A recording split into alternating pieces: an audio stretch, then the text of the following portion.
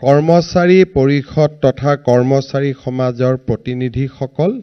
আৰু সুধীবৃন্দ, আজিৰ দিনটোত আমি দুটা গুৰুত্বপূৰ্ণ কল্যাণকামী আঁচনিৰ শুভাৰম্ভ কৰিছোঁ। ইতিমধ্যে ৰাজ্যৰ মুখ্য সচিব শ্ৰী ৰবি কোটা ডাঙৰীয়াই স্বাগত সতীৰ্থ পোৰ্টেল আৰু মিউচুৱেল ট্ৰেন্সফাৰৰ বিষয়ে আপোনালোকক সদৰি কৈছে। আমি কৰ্মচাৰীসকলৰ যি কাম কৰাৰ মানসিকতা বা তেওঁলোকে দায়িত্ব পালন কৰিবলৈ যাওঁতে যিখিনি মানসিক সন্তুষ্টিৰ প্ৰয়োজন হয় সেইখিনি নিৰন্তৰভাৱে প্ৰদান কৰিবলৈ আমাৰ চৰকাৰখনে দেশত নথকা বা কৰ্মচাৰীসকলৰ বাবে অচিনাকি কেইবাটাও আঁচনি ৰূপায়ণ কৰিছে। চৰকাৰী দায়িত্ব অনুসৰি মই বিভিন্ন ৰাজ্যলৈ যাওঁ আৰু বিভিন্ন ৰাজ্যক যেতিয়া মই প্ৰশ্ন কৰোঁ যে এনেকুৱা ধৰণৰ আঁচনিবিলাক আপোনালোকৰ চৰকাৰৰ আছে নেকি বা ইয়াতকৈ কিবা ভাল আঁচনি আছে নেকি, তেতিয়া মই এটাই কথা অনুমান কৰোঁ যে পৰম্পৰাগত সা সুবিধাসমূহক বাদ দি কোনো চৰকাৰে কৰ্মচাৰীসকলৰ কল্যাণৰ বাবে অলপ বাহিৰলৈ গৈ অলপ আগলৈ গৈ কাম কৰিবলৈ চেষ্টা কৰা নাই আৰু তেওঁলোকে এতিয়াও টেক্সট বুকক যিখিনি লিখা আছে অৰ্থাৎ কৰ্মচাৰীৰ এফআৰ এছআৰ ৰুলছত যিখিনি লিখা আছে তাৰ ভিতৰতে তেওঁলোকে কাম কৰি আহিছে। আনকি ভাৰতবৰ্ষত এতিয়া মাত্ৰ 6খন ৰাজ্য আছে যি 6খন ৰাজ্যই কৰ্মচাৰীসকলক দিয়ে কেন্দ্ৰীয় চৰকাৰৰ দৰে পৰিশোধ কৰি আহিছে আৰু 6খন ৰাজ্যক বাদ দি সকলোবিলাক ৰাজ্যই কেন্দ্ৰীয় চৰকাৰৰ লগত দিয়ে পৰিশোধ কৰাৰ ক্ষেত্ৰত 10ৰ পৰা 40%লৈকে ৰাজ্য আৰু কেন্দ্ৰৰ মাজত পাৰ্থক্য আছে। বহু দূৰলৈ যদি মই নাযাওঁ, আমাৰ নিচেই প্ৰতিবেশী ৰাজ্য পশ্চিমবংগৰ লগত যদি আমি তুলনা কৰোঁ, পশ্চিমবংগ আৰু অসমৰ মাজত ডিএৰ পাৰ্চেণ্টেজ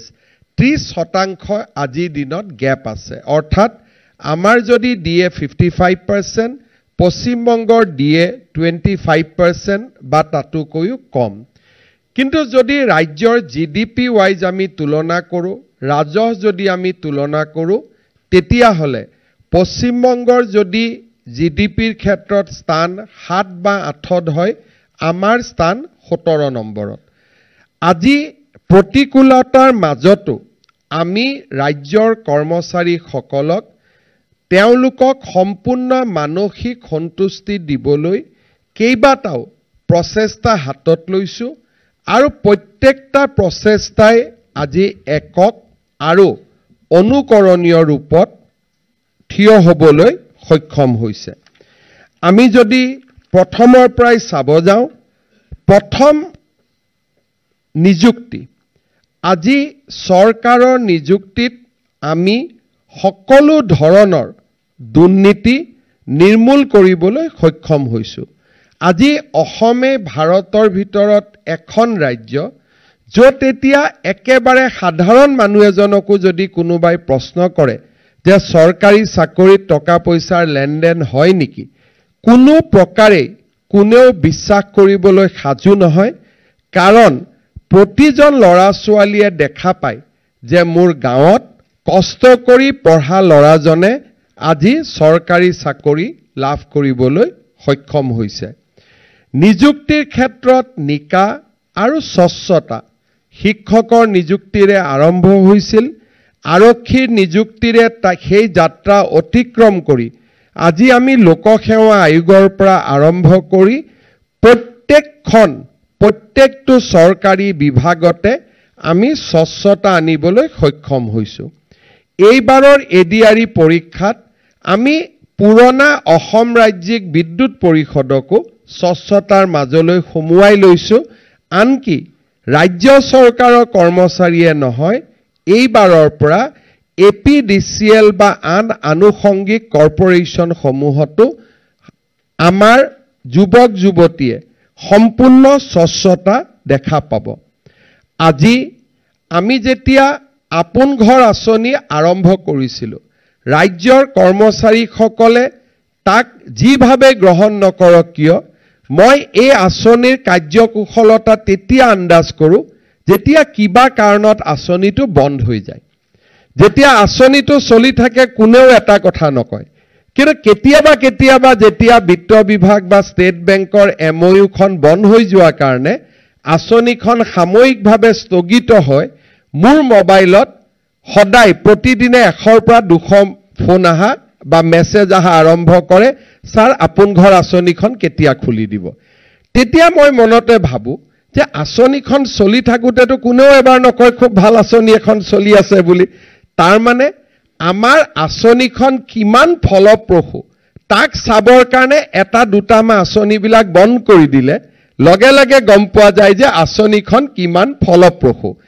আপোন ঘৰ আমি যদিও বন্ধ কৰি দিয়া নাছিলোঁ, বিভিন্ন কাৰণত ষ্টেট বেংকৰ লগত যেতিয়াই আমাৰ কিবা যোগাযোগ বা আন ধৰণৰ ৰিনিউৱেলৰ কথা আহে, তেতিয়াই আপোন ঘৰ আঁচনিৰ প্ৰয়োজনীয়তা আৰু ইয়াৰ মহত্ব সম্পৰ্কে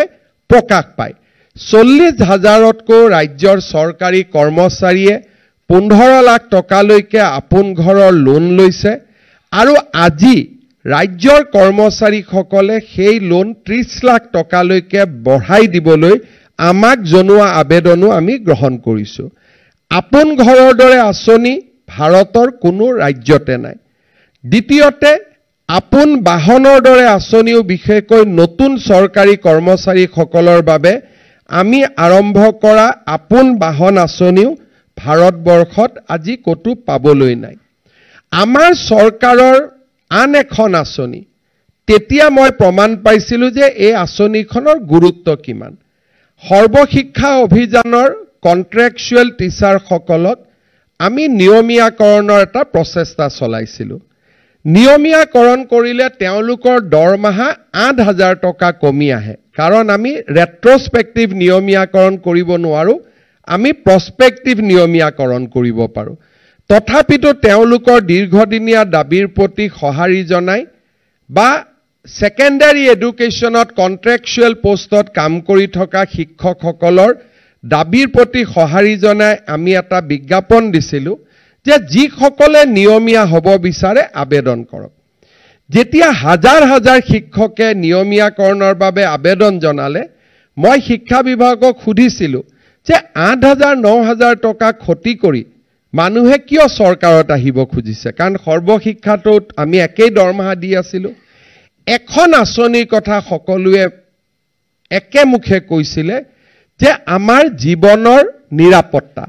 চৰকাৰী চাকৰি দৰমহাৰ নিৰাপত্তা নহয়, যে মৃত্যুৰ পিছতো মোৰ পৰিয়ালে 100% দৰমহা পাই থাকিব,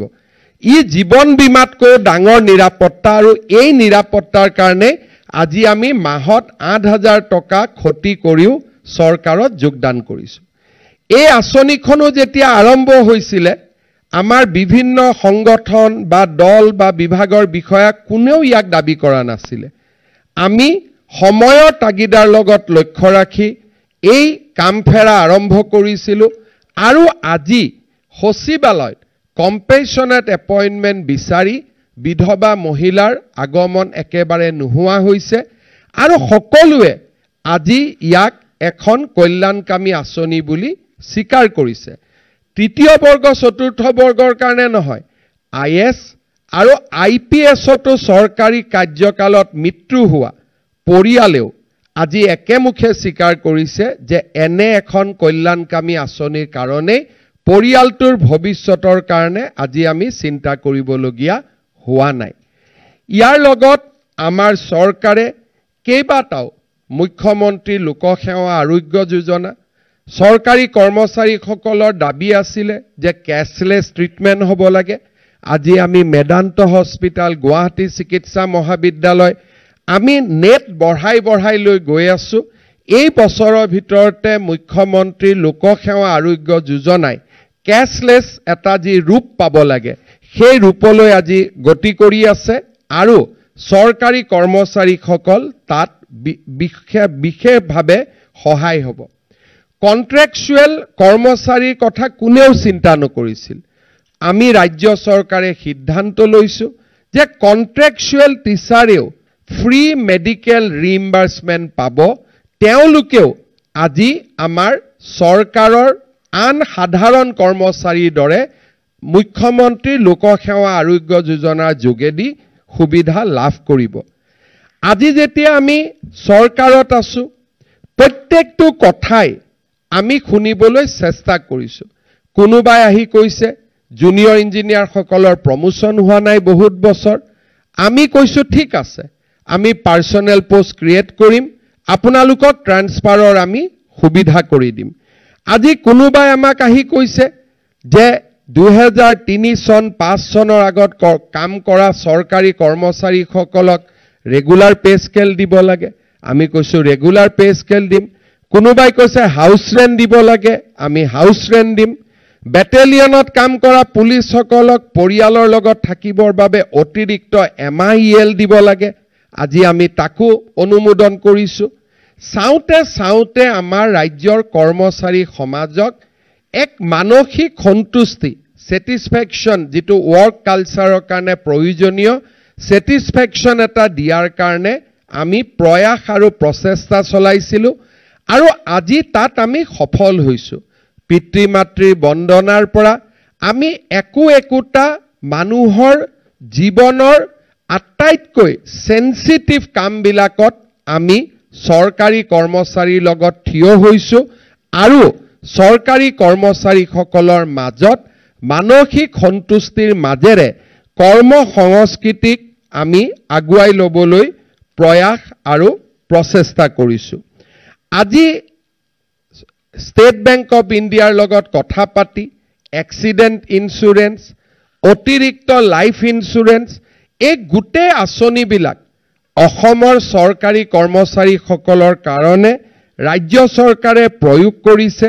আৰু ইয়াৰ সম্পূৰ্ণ সুবিধা লবলৈ আমাৰ কৰ্মচাৰী সমাজখন আগুৱাই আহিব লাগে বহু দিনৰ পৰা মই লক্ষ্য কৰিছিলো যে transfer and order transfer and posting ই দুটা এনেকুৱা সাবজেক্ট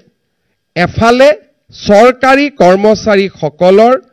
আটাইতকৈ কৰ্ম সংস্কৃতিত যদি অসুবিধা কৰে ট্ৰান্সফাৰ আৰু পোষ্টিং এই শব্দ দুটাই চৰকাৰী চাকৰিত যোগদান কৰিলো কোনোবাই মোক শিকাই দিলে যে মুখ্যমন্ত্ৰীক দেউতাকৰ ওচৰত যদি মই মুখ্যমন্ত্ৰী তাত পঠিয়াই দিওঁ মই যদি কাৰ্যালয়ত আহো কৰ্মচাৰীসকলে যদি মুখ্যমন্ত্ৰী মন্ত্ৰীৰ ওচৰত অলপ কান্দামিলা কৰে ট্ৰান্সফাৰ হৈ যায় গতিকে সকলোৱে ইয়াক এটা ফেশন হিচাপে গ্ৰহণ কৰি ললে দ্বিতীয়তে আন এটা বস্তু শিকালে যে নহয় টকা পইচা দিলেও ট্ৰান্সফাৰ হয় আৰু এই দুইটা মৰিচিকাৰ পিছত আমাৰ বহুতো চৰকাৰী কৰ্মচাৰীয়ে CLEL নোলোৱাকৈ ডাইৰেক্টৰেট আৰু সেক্ৰেটাৰিয়েটত ঘূৰা ফুৰা কৰি থাকে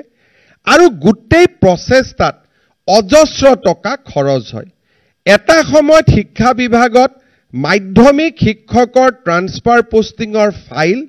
একোটা দিনত মোৰ টেবুললৈকে 200 পৰা 250 আহিছিল আৰু তলত থকা কৰ্মচাৰীসকলে মহা আনন্দৰে তাক পুটআপ কৰিছিল আন ফাইল পুটআপ নহয় ট্ৰান্সফাৰ অৰ্ডাৰৰ ট্ৰান্সফাৰ সুন্দৰভাৱে পুটআপ হয় আৰু মই শব্দটো কৈছো মহা আনন্দৰে পুটআপ হয় সিদ্ধাৰ্থ ভট্টাচাৰ্য ডাঙৰীয়াই শিক্ষা মন্ত্ৰী এৰি দিয়াৰ পিছত মই যেতিয়া এবাৰ শিক্ষা মন্ত্ৰীৰ দায়িত্ব লৈছিলো মই প্ৰায় 250 ট্ৰান্সফাৰ পোষ্টিংৰ ফাইল উত্তৰাধিকাৰী সত্তে মোৰ টেবুললৈ আহিছিল আৰু যিদিনাখনে মই আহি চিন বুলি ফাইলবোৰ পঠাই দিলো কোনো মোক এবাৰো ৰিকুৱেষ্ট কৰিব নাহিলে যে কৰি দিব লাগে যিদিনাখনে মই এটাও ফাইলত খালি চিন লিখি মই নুচুৱাকৈ চিন লিখি 250 ফাইল উভতাই দিলো জোৰ ফাইল যত যেনেকে গল তেনেকে থাকিল কোনো প্ৰশ্নও নাই উত্তৰো নাই তাতে শেষ হল তাৰ মানে বহু শিক্ষকে ট্ৰান্সফাৰো বিচৰা নাছিল তেওঁলোকক খবৰ দিয়া হৈছিল যে আমি আপোনাৰ কামটো কৰাই দিব পাৰো আৰু এক প্ৰকাৰ এনেকুৱা ধৰণৰ চক্ৰ এটা কম বেছি পৰিমাণে জাগ্ৰত হৈ উঠে হি অসম পুলিচৰ হেডকোৱাৰ্টাৰ হক PCCFৰ কাৰ্যালয় হওক, হেলথ ডিপাৰ্টমেণ্টতে হওক, এডুকেশ্যন ডিপাৰ্টমেণ্টতে হওক। আৰু যিসকলে আন কাম কৰি ভাল পায় তেওঁলোকৰ কাৰণে ই এক যন্ত্ৰণালৈ পৰিৱৰ্তন হৈছিল। যিসকলে সঁচা অৰ্থত তেওঁলোকে বাজেটৰ কাম কৰিব লাগে, বেলেগ কাম কৰিব লাগে, কিন্তু তেওঁলোকৰ কাৰণেও ই এটা যন্ত্ৰণাত পৰিণত হৈছিলে। শিক্ষা বিভাগত ইয়াক মই মন্ত্ৰী থাকোঁতে আৰম্ভ কৰিছিলোঁ যে আমি মিউচুৱেল ট্ৰান্সফাৰ কম্পিউটাৰৰ জৰিয়তে যদি আমি কৰোঁ তাত আমি কিমান আমি সফল হ'ব পাৰোঁ। যোৱা প্ৰায় 7টা বছৰ আমি নিৰন্তৰভাৱে এডুকেশ্যন ডিপাৰ্টমেণ্টত বছৰত এবাৰ মিউচুৱেল ট্ৰান্সফাৰৰ সুবিধা কৰি আছিলোঁ। আৰু মিউচুৱেল ট্ৰান্সফাৰ আমি কৰা নাছিলোঁ। আজি আপোনালোকে যেনেকৈ দেখিছে যে তেওঁলোকৰ ট্ৰান্সফাৰ পোষ্টিঙৰ প্ৰাৰম্ভিক এপ্ৰুভেল হোৱাৰ পিছত কম্পিউটাৰে পেয়াৰ চিলেক্ট কৰি দিয়ে। আৰু আজিও ইয়াত যিসকলে ইয়াত আহি পেলাই নাম ট্ৰান্সফাৰ অৰ্ডাৰ লৈছে ইজনে সিজনক ব্যক্তিগতভাৱে চিনি নাপায়। পিছত হয়তো পেয়াৰটো হোৱাৰ পিছত কোনোবাই যদি টেলিফোন কৰি খা খবৰ লৈছে বেলেগ কথা। আদাৰৱাইজ যেতিয়ালৈকে পেয়াৰটো কম্পিউটাৰত এষ্টাব্লিছ হোৱা নাই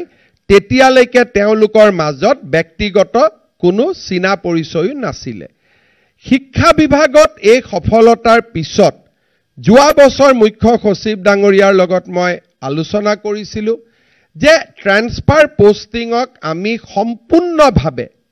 না পলিটিচিয়ানৰ হাতত থাকিব লাগে, না ছিনিয়ৰ অফিচাৰৰ হাতত থাকিব লাগে, না বিভাগৰ মন্ত্ৰীজনৰ হাতত থাকিব লাগে। ইয়াক আমি স্বচ্ছতালৈ লৈ যাব পাৰোঁ নে নোৱাৰোঁ। স্বাগত সতীৰ্থ পৰ্টেল এই চিন্তাৰে ফচল আছিল। নো ডাউট আমাৰ ৰিক্ৰুটমেণ্ট ৰুলছ আৰু বহুত বিধিৰ কাৰণে আমি আৰু যিমান কৰিব লাগে কৰিব নোৱাৰোঁ। কাৰণ আমাৰ চৰকাৰত এতিয়াও ষ্টেট ৱাইজ ৰিজাৰ্ভেশ্যনৰ পৰিৱৰ্তে district wise office wise reservation হৈ থকাৰ কাৰণে ৰোষ্টাৰ পইণ্টক চাবলগীয়া হোৱাৰ বাবে, ষ্টেট ৱাইজ মেৰিট লিষ্ট নথকাৰ বাবে, ডিভিজন ৱাইজ মেৰিট লিষ্ট থকাৰ বাবে আজি আমি ছিনিয়ৰিটি জুনিয়ৰিটিৰ আদি বহুত চিন্তা কৰি আমি যিমানটো এগ্ৰেছিভলি ইয়াক কৰিব লাগে আমি কৰিব পৰা নাই। কিন্তু কেইবাটাও নিয়ম শিথিল কৰি দিয়াৰ পিছত আজি আমি ৯,০০৪টা ট্ৰান্সফাৰ অৰ্ডাৰ কৰিব পাৰিছোঁ। ধৰি লওক এই ৯,০০০ ট্ৰান্সফাৰ অৰ্ডাৰত কোনেও কতো পইচা লোৱা নাই, ডাইৰেক্টৰেটতো লোৱা নাই, ছেক্ৰেটেৰিয়েটতো লোৱা নাই। কিন্তু ৯,০০০ ট্ৰান্সফাৰ পোষ্টিঙৰ কাৰণে এভাৰেজ যদি কৰ্মচাৰীজনে ছবাৰ দিছপুৰ বা গুৱাহাটীত আহিব লাগিলহেঁতেন তেওঁ একো নকৰিলেও ২০ৰ পৰা ২৫,০০০ টকা খৰচ কৰিব লাগিলহেঁতেন। আৰু কাৰোবাক যদি ফাইলটো আগুৱাই দিবলৈ টকা পইচা দিয়াৰ প্ৰয়োজন হ'লহেঁতেন সি ৫০,০০০ৰ পৰা ১,০০,০০০ টকালৈকে এই গোটেই খৰচটো কৰিবলগীয়া হ'লহেঁতেন। আজি এই ৯,০০০ ট্ৰান্সফাৰৰ জৰিয়তে অতি কমেও ২৫,০০০ টকাৰ ৱেষ্টেজ, কোনোবাই লৈছে বুলি মই কোৱা নাই, ২৫,০০০ ইনটু 9,০০০ আমি আজি ৱেষ্টেজ কমাব পাৰিছোঁ। আৰু কৰ্মচাৰীসকলেও বুজি পাইছে যে ইয়াত হিউমেন ইণ্টাৰফাৰেঞ্চৰ কথা একো নাই। আমি যদি পেয়াৰ পাওঁ আমাৰ ট্ৰান্সফাৰ হ'ব, আৰু পেয়াৰ যদি নাপাওঁ আমাৰ ট্ৰান্সফাৰ নহ'ব। কৰ্মচাৰীসকলক স্পষ্ট ছিগনেল দিয়া ই খুবেই প্ৰয়োজন। নহ'লে এজন কৰ্মচাৰীয়ে শ্ৰীভূমিত কাম কৰিব গৈছে, এটা চুটকেছ লৈ কাম কৰিব গৈছে, কাৰণ সদায় মনত চিন্তা যে মই ট্ৰান্সফাৰ ল'ম। কিন্তু এতিয়া তেওঁলোকে বুজি পাইছে যে নহয়, এই পৰ্টেলটো এইবাৰ ওলালে আৰু অহা বছৰ ওলাব, গতিকে এই অবছৰ মোৰ ট্ৰান্সফাৰ পোষ্টিঙৰ কথা নাই, ল'ৰা ছোৱালীক এই বছৰটো আমি ইয়াতে এডমিশ্যন দিব লাগিব। যিটো চৰকাৰী কাৰ্যালয়ত অতিথিৰ দৰে যিটো অফিচ কৰাৰ যিটো নিয়ম সি আজি বহু পৰিমাণে এই প্ৰক্ৰিয়াৰ দ্বাৰা নোহোৱা হ'ব। মই আজি আমাৰ GAD ডিপাৰ্টমেণ্ট বীৰেন্দ্ৰ মিত্তল আৰু তেওঁৰ টীম মুখ্য সচিব ডাঙৰীয়াক ধন্যবাদ জনাইছোঁ যে ভাৰতৰ ভিতৰতে ই এটা প্ৰথম প্ৰয়োগ। অলপ পিছত আপোনালোকে চাব যে মানুহ ল'ৰা ছোৱালী কিমান আগ্ৰহী। এতিয়া যদি মই চাব দিওঁ ৯,০০০ ট্ৰান্সফাৰ এটা লৈয়ে ল'লে কিজানি, চবেই ডাউনলোডে কৰি ল'লে বাই নাও, যেতিয়ালৈকে মোৰ বক্তব্য শেষ নহয় কিয়। এতিয়া ইয়াক আমি কেনেকৈ আগুৱাই লৈ যাম? নেক্সট ফেজত যেতিয়া ADRE ৰিক্ৰুটমেণ্ট হ'ব, তাৰ 2 মাহ পিছত আমি আৰু এটা মিউচুৱেল ট্ৰান্সফাৰ কৰিব দিব পাৰো যাতে আৰু কিছু লৰা ছোৱালীয়ে এই ধৰণে মিউচুৱেল ট্ৰান্সফাৰ ল'ব পাৰে ইয়াৰ লগতে কৰ্মচাৰীসকলৰ আন কথাবিলাকো আমি কেনেকে টেকনলজি দি কৰিব পাৰো কাৰোবাক সিএল লাগে সিএল খন কাৰ্যালয়ত লগ বা নলগ নিয়ম আছে যে এখন কাগজত বিশেষকৈ মই যেতিয়া হেলথ ডিপাৰ্টমেণ্টত আছিলো তেতিয়া মেডিকেল কলেজৰ প্ৰিন্সিপাল সকলৰ লগত কেজুৱেল লিভৰ এপ্লিকেশন মজুদ থাকে মই যেতিয়া অমুক ডক্টৰ কিয় নাই তেওঁ কেজুৱেল লিভৰ কাগজখন উলাই দিয়ে কিন্তু ময়ো উকিল আছিলো গতিকে মই মাজে মাজে দেখো যে ডেটটো নাই তেতিয়া মই কওঁ যে ডেট নোহোৱা এখন কি এপ্লিকেশন তাৰ মানে এই ধৰণৰ কথাবিলাক কৰাৰ কাৰণে কেজুৱেল লিভ আমি কিয় মানুহৰ ওচৰত আবেদন দিব লাগে এখন পোৰ্টেল থাকিব পোৰ্টেলত ঢালি দিয়ক যিদিনাখনে 10 দিন পুৰা হৈ যাব পোৰ্টেলৰ নুলুৱা হৈ যাব লেঠা শেষ কোনো অফিচাৰক পোৰ্টেল তাৰ কাৰণে কিমান ডিপি হয় কিমান অত্যাচাৰ হয় যে সময়ত কেজুৱেল লিভখন দিছিল নে নাই দিয়া দিব পাহৰিলো নাই দিয়া যে ঘৰৰ পৰা আহিব পৰা নাই কোনো দৰকাৰ নাই টেলিফোনটো উঠালো ধুনিয়াকৈ কেজুৱেল লিভৰ ডিপাৰ্টমেণ্টত গলো কৰ্মচাৰীজনৰ আইডি নম্বৰ লিখা আছে আইডিটো টাইপ কৰিলো আইডিত মোৰ ফৰ্মখন আহি গল মই কেজুৱেল লিভৰ এপ্লিকেশনখন মাৰি দিলো মোৰ 10 দিন হৈ গল কাৰো লগত কাৰো কোনো কথা নাই এই ধৰণে আমি কৰ্মচাৰীসকলৰ গোটেই ব্যৱস্থাটো টেকনলজিৰ ওপৰত যদি আমি লৈ যাব পাৰো আজি ইয়াতে স্বাগত খতিথ এটো portal hall this is a permanent portal এজন কৰ্মচাৰীয়ে 3 বাৰ জীৱনত সুবিধা পাব প্ৰথম এবাৰ এতিয়া এই পোৰ্টেলটো চালেই না ফাইল চাব লাগিব না কাগজ চাব লাগিব লগইন থাকিব সকলোৱে চালে হল আৰু অহাবাৰ যেতিয়া কোনোবাই ইয়াৰ সুবিধা লোৱা কৰ্মচাৰীখিনিয়ে অক্টোবৰত যেতিয়া আকৌ সুবিধা ল'ব খুজিব পোৰ্টেলে ক'ব you have already avail it this is not available to you লেঠা শেষ কোনো ইয়াতে মানুহৰ কোনো কথাই নাই মানুহৰ ওচৰত আহিব নালাগে কথা পাতিব নালাগে সিনিয়ৰ জুনিয়ৰৰ মাজত তৰ্কাতৰ্কি নহয় মন্ত্ৰীক লগ কৰাৰ প্ৰয়োজন নহয় সুন্দৰ এটা ব্যৱস্থাৰে চলি থাকিব মই সেইভাবে মুখ্য সচিব ডাঙৰীয়াক অনুৰোধ কৰিম যে কৰ্মচাৰীৰ লগত জড়িত আটাইকেইটা সাবজেক্ট উলিয়াই ল'ব লাগে কেজুৱেল লিভ হয় ইএল হয় কেতিয়াবা গণ্ডগোল হয় যে ইএল লৈছিলো নে নাই লোৱা লিভ এনকেছমেন্ট কৰিব লাগে এই গোটেইবিলাক যদি আমি পোৰ্টেল আৰু সিস্টেম জেনাৰেটেড কৰি দিও তেতিয়ালে সৰকাৰী কৰ্মচাৰীসকলৰ হাইয়েষ্ট লেভেল স্যাটিসফ্যাকশন থাকিব আৰু মানুহে অহা যোৱা দিছপুৰ ডিৰেক্টৰেটত অহা যোৱাৰ পৰিবেশবিলাক নোহোৱা হ'ব বেলেগ কামত আহক কিন্তু যিবিলাক সৰু খুৰা কামত আহে এই কথাবিলাক আমি শেষ কৰিব লাগে বিশেষকৈ আমি এই ধৰণে যদি টেকনলজি দি আগুৱাই যাওঁ তেতিয়ালে মই ভাবো যে অসম এখন মডেল ষ্টেটলৈকে ৰূপান্তৰ হ'ব পাৰে যে এমপ্লয়ী সকলক হাইয়েষ্ট লেভেল অফ স্যাটিসফ্যাকশন দিয়া এখন ৰাজ্যৰ নাম অসম সেই পৰ্যায়লৈকে আমি যাব পাৰো মই আমাৰ সিনিয়ৰ অফিচাৰ সকলক এই ক্ষেত্ৰত চিন্তা চৰ্চা কৰিবলৈ আহ্বান জনাম আৰু যিসকল সৰকাৰী কৰ্মচাৰী আজি মিউচুৱেল ট্ৰান্সফাৰ অৰ্ডাৰ পালে তেওঁলোকক মই অভিনন্দন জনাইছো আৰু যিসকলে পোৱা নাই তেওঁলোকে নৱেম্বৰ ডিসেম্বৰ মাহত আৰু এটা সুযোগ লাভ কৰিব তেওঁলোকক আমি এডিআৰই ৰিক্ৰুটমেন্টৰ পিছত আৰু এটা সুবিধা দিবলৈ যত্ন কৰিম এই সুবিধাখিনি দিব যাওঁতে আমি সাৰ্ভিস ৰুলত থকা ডেফিচিয়েন্সি সমূহ আমি নোটিস কৰিছো মই ভাবো যে roster should be applied on a state basis office department এইবিলাকে মাল্টিপল লিটিগেশনৰ সৃষ্টি কৰে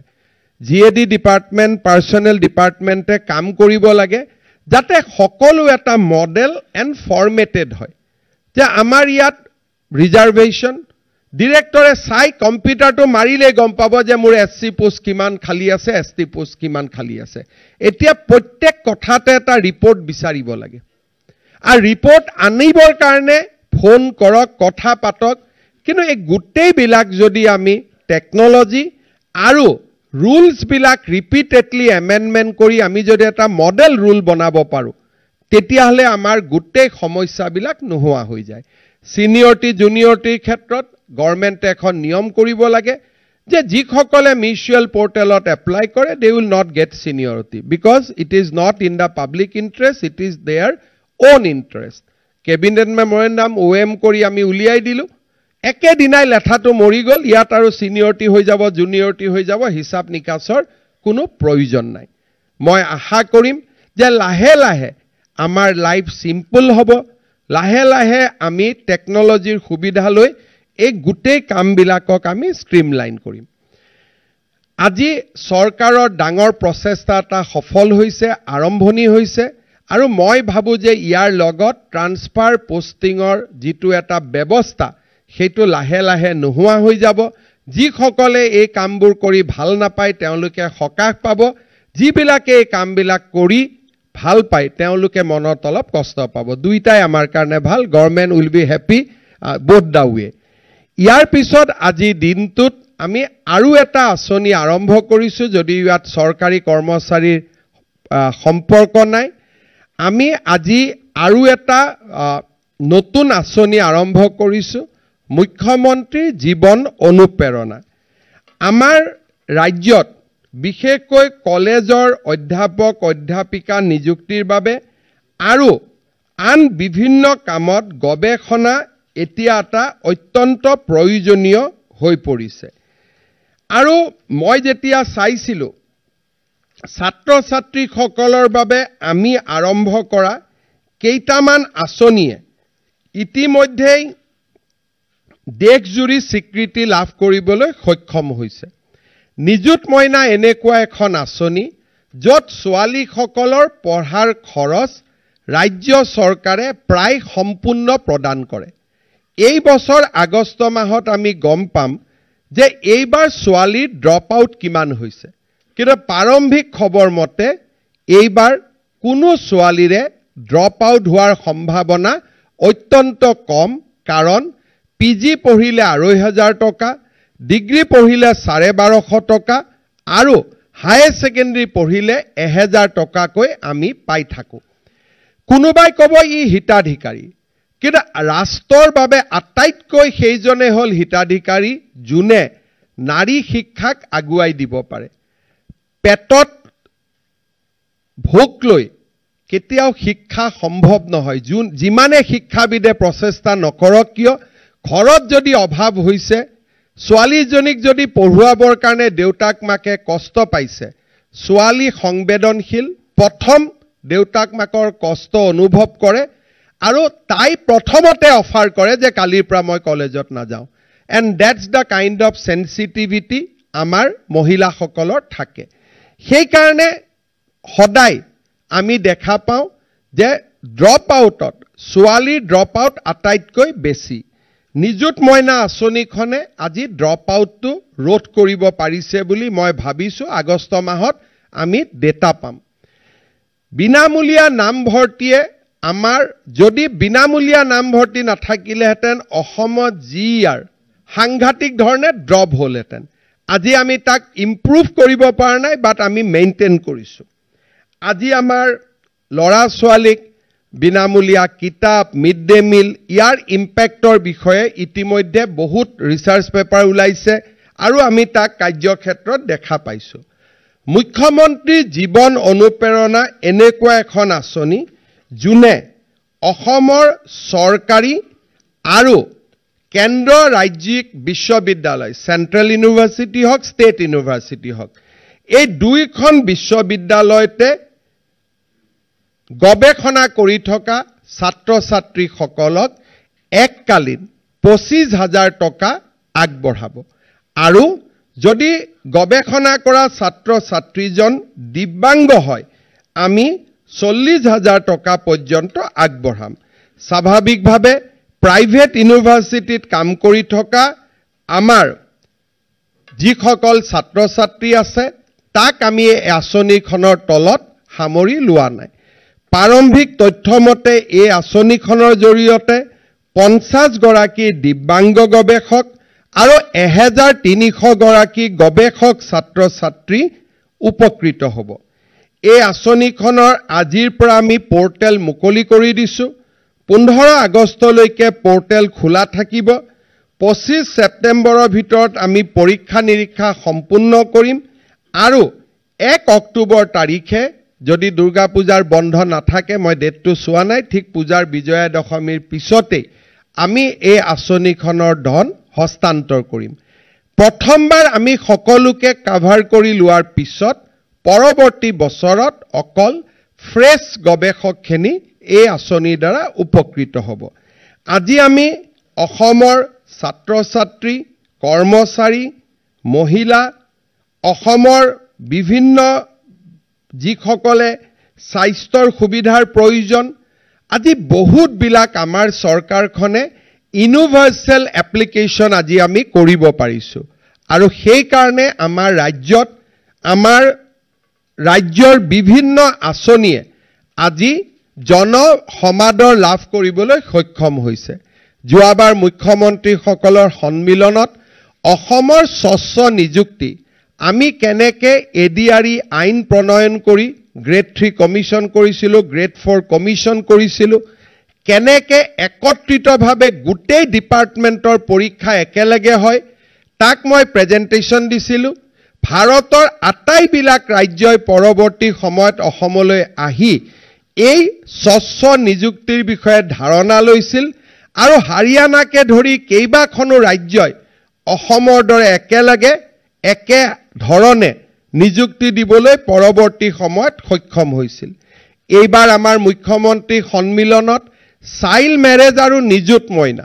এই দুইটা আঁচনিৰ মাজত থকা সম্পৰ্ক আৰু কেনেকে অসমৰ চাইল্ড মেৰেজ এই দুইখন আঁচনিয়ে ৰোধ কৰিছে তাক আমি প্ৰেজেন্টেচন কৰিছিলো প্ৰধানমন্ত্ৰী ডাঙৰীয়াই নিজে ভাৰতৰ সকলো মুখ্যমন্ত্ৰীক নিৰ্দেশ দিছিলে যে অসমত গৈ এই আঁচনিখনৰ বিষয়ে অধ্যয়ন কৰিব লাগে পৰৱৰ্তী সময়ত নিজৰ ৰাজ্যৰ পৰিস্থিতি অনুসৰি এই আঁচনিখন নিজৰ ৰাজ্যত ৰূপায়ণ কৰাৰ বাবে চেষ্টা কৰিব লাগে আজি আমাৰ অসম ক্যান্সাৰ কেয়াৰ ফাউণ্ডেশ্যন যি ক্যান্সাৰ গ্ৰিড আমি নিৰ্মাণ কৰিছো হি আজি অভূতপূৰ্বভাৱে দেশত সমাদৰ লাভ কৰিছে আজি আমাৰ ৰাজ্যত আৰম্ভ কৰা কম্পেশনেট চাকৰি পৰিৱৰ্তে কম্পেশনেট স্যালাৰি ই আজি জন সমাদৰ লাভ কৰিছে মই ভাবো স্বাগত সতীৰ্থ পোৰ্টেল আমি যেতিয়া আন ৰাজ্যক দেখুৱাব সুযোগ পাম মই নিশ্চিত যে ইও ৰাষ্ট্ৰজুৰি সমাদৰ লাভ কৰিব আজি এই কথাবিলাক ধাৰণা আলোচনা ইমপ্লিমেন্টেশন এই গুটে আঁচনিবিলাক আমাৰ অসমৰ বিষয়া কৰ্মচাৰীসকলে সুন্দৰভাৱে ইমপ্লিমেন্ট কৰিছে ইয়াৰ দ্বাৰা এইটোৱে প্ৰমাণ হয় যে আমাৰ বিষয়া কৰ্মচাৰীসকলে যদি ইচ্ছা কৰে মনত যদি উইল পাৱাৰ থাকে ইনিচিয়েটিভ থাকে এনথুথিয়াজিম থাকে আমি বহুত ভাল কাম কৰি দেখুৱাব পাৰো আৰু এইবিলাক কামত টকা পইচাৰ প্ৰয়োজন নাই আজি এই স্বাগত সতীৰ্থ পৰিটো গভৰ্ণমেণ্টৰ এটকাও খৰচ হোৱা নাই বহুত কাম আছে যাৰ কাৰণে আমাক টকা পইচাৰ প্ৰয়োজনে নাই উইদাউট মানি আজি আমি এই কামবিলাক কৰিব পাৰো আৰু যি মানুহক হাইয়েষ্ট লেভেল স্যাটিসফ্যাকশন দিব পাৰে এইবাৰ আমি আৰু এটা টেকনলজিৰ প্ৰয়োগ কৰিম গুৱাহাটীকে ধৰি কেইখনমান চহৰত যে মানুহে মোবাইলত ফটো তুলি কোট ৰাস্তাত গাদ হৈছে তেওঁলোকে আমাক ফটো তুলি পঠাই দিব আৰু আমি তাক গৈ মেৰামতি কৰি দিম অৰ্থাৎ জুনে য'ত ৰাস্তাত দেখিছে যে ইয়াত এটা হোল হৈছে গাদ হৈছে ৰাস্তা বেয়া হৈছে ফটোখন উঠাব লাগে আৰু লগে লগে জিও টেগিং তাতে আহিব মাত্ৰ এপটোত আপলোড কৰি আমাক পঠিয়াই দিব লাগে আৰু পিডব্লিউ ডিপাৰ্টমেন্টে 7 দিনৰ ভিতৰত গৈ যেটো গাত আছে গাতটো মাৰি আহিব সকলোতে আমি কৰিব নোৱাৰো গাঁৱত কৰিব নোৱাৰো আৰ্থিক কথা থাকিব কিন্তু গুৱাহাটী যোৰহাট ডিব্ৰুগড় শিলচৰত ডেফিনেটলি আমি ইয়াক তেজপুৰত ইমপ্লিমেন্ট কৰিব পাৰো তাৰো এবাৰ আমি আৰম্ভণি কৰিম আৰু পিডব্লিউ ডিপাৰ্টমেন্টৰো ৰেকৰ্ড হ'ব যে কিমান গাত আমি মাৰিছো তাত আৰু গাতৰ সংখ্যা বঢ়াব নোৱাৰিব গাতৰ সংখ্যা কমাব নোৱাৰিব this bring economy to the state and this bring efficiency to the state গতিকে এনেকে আমি বহুত কাম কৰিব পাৰো য'ত ৰাজ্যত ইকনমিও হ'ব আৰু ইকনমিৰ লগে লগে স্যাটিসফ্যাকশনো হ'ব এই গুটেই কথাবিলাক আমি লাহে লাহে টেকনলজি লৈ যাম আৰু যেতিয়া আমি টেকনলজিলৈ যাম তেতিয়া চৰকাৰৰ ধনো ৰাহি হ'ব আৰু মানুহে হাইয়েষ্ট লেভেল স্যাটিসফ্যাকশনো লাভ কৰিবলৈ সক্ষম হ'ব স্বাগত সতীৰ্থ পোৰ্টেল আৰু ইয়াৰ ইমপ্লিমেন্টেশনৰ বাবে পুনৰ এবাৰ মই ৰাজ্যৰ মুখ্য সচিব আৰু আমাৰ জিএডি ডিপাৰ্টমেণ্টক ধন্যবাদ জনাইছো আৰু আমাৰ সকলো বিভাগে কৰা কোঅপাৰেশন থাৰ্ড গ্ৰেড ফৰ্থ গ্ৰেডৰ ট্ৰান্সফাৰ ডাইৰেক্টৰেটত হয় ডিজিপি অফিচত হয় হফৰ অফিচত হয় এই গোটেই কামটোত আমাৰ ডাইৰেক্টৰেট ষ্টাফৰ যিটো সহযোগিতা তাৰ বাবে মই আটাইকে ধন্যবাদ আৰু কৃতজ্ঞতা জনাইছো আৰু নৱেম্বৰত যাতে আমি আৰু বেছি ইয়াক ইমপ্লিমেন্টেশন কৰিব পাৰো তাৰ বাবে আৰু আমি প্ৰচেষ্টা লম আজি বন্ধৰ দিনটোত আপোনালোকে আহিলে তাৰ বাবে মই আপোনালোকক ধন্যবাদ দিছো আজি ঈদুত জহা আৰু তাৰ লগে লগে পবিত্ৰ একাদশী গতিকে আজিৰ এই ভাল দিনটোত মই চিফ সেক্ৰেটাৰীক ক'ব খুজিছিলো বন্ধৰ দিন নালাগে পিছত যেতিয়া মই দেখিলো যে একাদশীতকৈ ভাল দিনত ইমান ভাল কাম কৰাৰ বাবে ভাল দিন নাহিব আজি আমি নিৰ্জলা একাদশী বুলি কওঁ আজি আচলতে পানীও খাব নলগা একাদশী বহুত পবিত্ৰ দিন পবিত্ৰ কাম এটা এই দিনত কৰিবলৈ পাই সঁচাকৈ আনন্দিত হৈছো আপোনালোক সকলোকে ধন্যবাদ জনালো